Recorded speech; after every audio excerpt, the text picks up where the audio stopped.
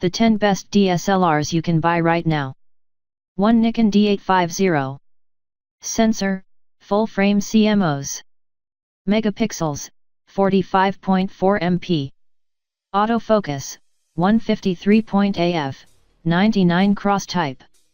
Screen type, 3.2-inch tilt-angle touchscreen. 2,359,000 dots. Maximum continuous shooting speed, 7 fps. Movies, 4K. User level, expert. If you're looking for the ultimate DSLR right now, then the Nikon D850 is it.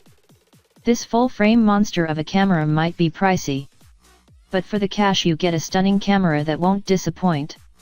The huge 45.4 MP sensor delivers images with stunning detail and noise performance even at high ISOs, while the highly sophisticated 153.AF system is borrowed from Nikon's flagship D5.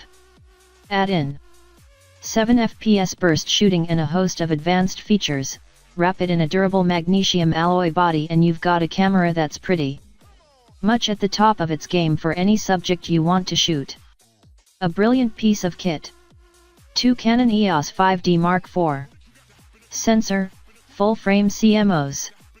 Megapixels, 30.4 MP. Autofocus, 61.AF, 41 cross type. Screen type, 3.2-inch touchscreen, 1,620,000 dots. Maximum continuous shooting speed, 7 fps. Movies, 4K. User level, expert. Canon's EOS 5D series of cameras has a rich heritage. The original EOS 5D brought full-frame photography to the masses.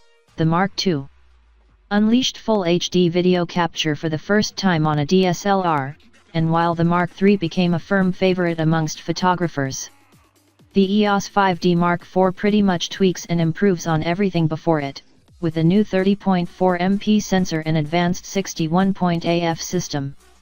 A brilliant DSLR that was until recently our top pick, but the arrival of the D850 means it slips a place down to number 2.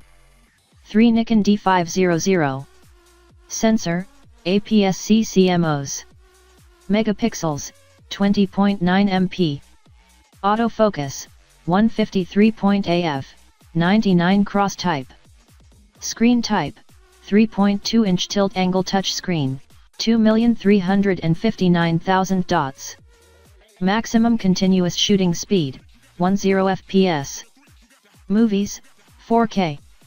User level, expert. Nikon has taken its flagship D5 DSLR and most of its high-end features and distilled all of this into a smaller, but still very durable metal body. The full-frame sensor is replaced by an 20.9 MP APS-C sized chip that allows the D500 to shoot at a rapid 10 fps and deliver a great high ISO performance. A brilliant all-rounder with a brilliant 153.AF system means it excels at fast action like sports and wildlife photography, but still has the chops to shoot landscapes and portraits. If the cost is a bit steep, then take a look at the D7500. It sits below the D500 and inherits many of its tech, including the 20.9 MP sensor. 4. Nikon D7500. Sensor, APS-C CMOS.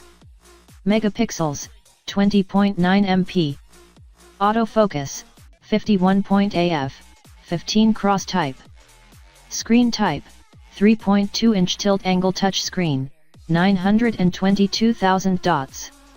Maximum continuous shooting speed, 8 fps. Movies, 4K. User level, intermediate. Cheaper than the D500 and while it doesn't offer quite the same pro-spec performance, the Nikon D7500 packs in the same excellent 20.9 MP sensor, but in an even more compact and affordable body. The new camera may not get the 153.AF system from the D500, but the enhanced 51-point system in the D7500 still puts a lot of rival systems in the shade, while the 4K video capture, tilt angle, touchscreen display and 8 fps burst shooting are some of the highlights. The D7500 is bound to be a tempting prospect for both new and existing users. Alternatively, take a look at the 24.2 MP D7200, it may have been surpassed by the D7500, but it's still one of the best enthusiast DSLRs out there. 5 Canon EOS 7D Mark II. Sensor, APS-C CMOS. Megapixels, 20.2 MP. Autofocus, 65 AF, 65 cross type. Screen type, 3.0 inch, 1,040,000 dots. Maximum continuous shooting speed, 10 fps. Movies, 1080p. User level, expert. Just like D500, the EOS 7D Mark II borrows many of its features from its big brother, the EOS 1DX, that's now been replaced by the EOS 1DX Mark II, bringing 10 fps shooting in a professional autofocus system to the amateur market. Now you can shoot action and sports like the pros, but at a price within the reach of enthusiasts. The EOS 7D Mark II isn't just a high-speed specialist. It's a terrific all-round camera. It's tough, with an alloy body and weather-sealed controls. It has a great sensor with an advanced dual-pixel hybrid autofocus system, and it's a powerful video camera too. 6 Nikon D750. Sensor, full-frame CMOS. Megapixels, 24.3 MP. Autofocus, 51 AF, 15 cross type. Screen type, 3.2 inch tilting, 1,229,000 dots. Maximum continuous shooting speed, 6.5 fps. Movies, 1080p. User level, intermediate. Like the look of Nikon's D850 further up the top, but don't want to shell out quite that much, then look no further than the 24 MP. Full frame D750.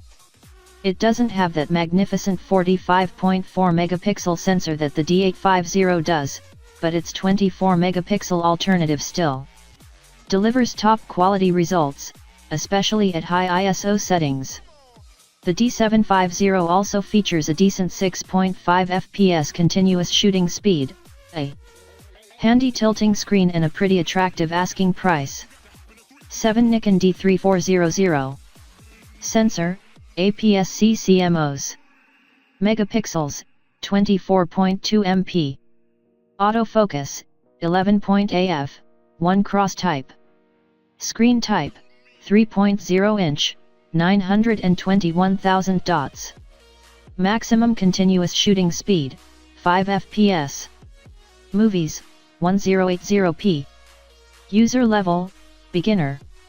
At the opposite end of the spectrum to some of the full-frame DSLRs here, the D3400 is cheap as chips, has one of the sharpest APS-C sensors there is and a neat retracting kit lens.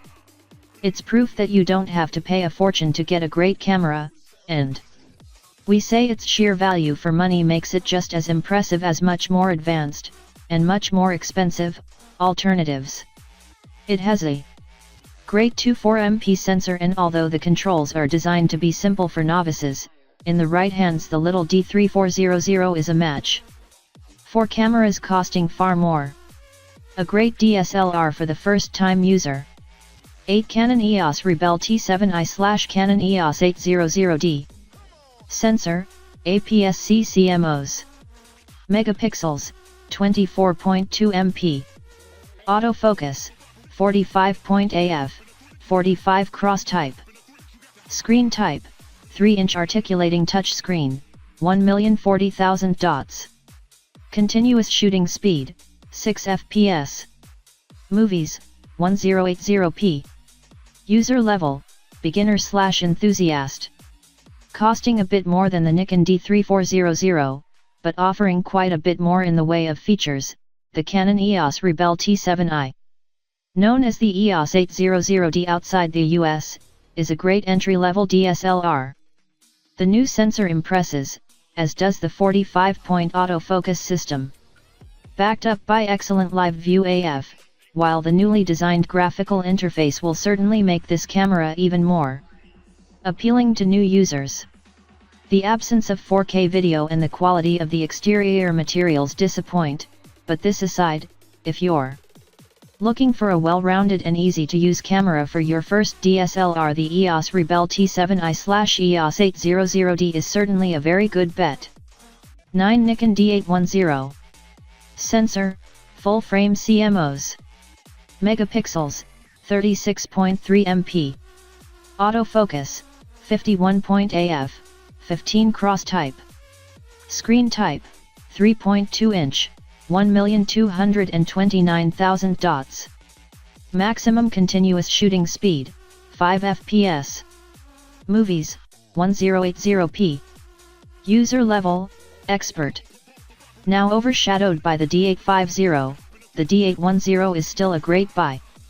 It's built like a tank, it handles beautifully and it doesn't cost the earth, well, when compared to competition that is. While the 36.3 MP resolution has been eclipsed by the Canon EOS 5DS and Sony Alpha A7R II, it still delivers stunning results with huge amounts of detail. If you're into sports, action, and wildlife photography, the modest 5 fps burst shooting might be a bit restrictive, but otherwise, the D810 is still a great DSLR that's now better value than ever. 10 Pentax K1.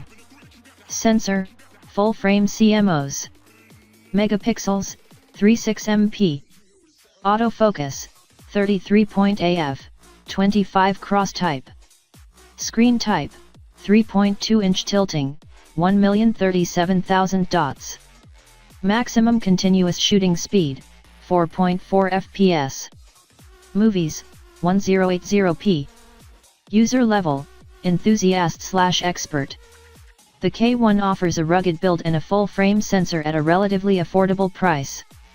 It's not cheap, but it compares favorably with the likes of the Nikon D810, Canon EOS 5D Mark III and Sony Alpha 7R II. Pentax's pixel shift technology is clever, and it's great that the company has managed to produce a mode that can be used when the camera is handheld, although the impact is subtle. Less of an all-rounder than the 5D Mk3, the K1 makes an excellent camera for landscape, still life, and portrait photography, or any genre that doesn't require fast autofocus and which benefits from a high pixel count for detail resolution.